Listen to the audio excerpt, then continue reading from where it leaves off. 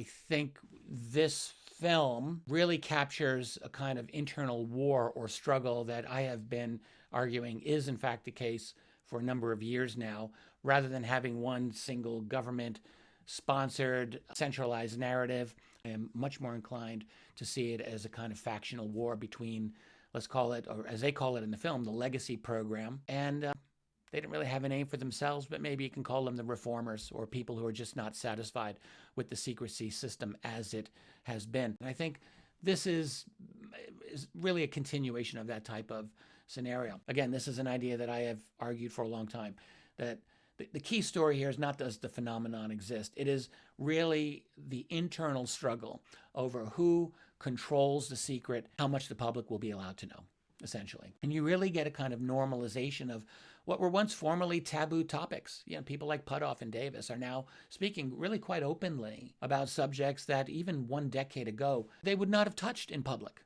So that in itself tells you something about where we are.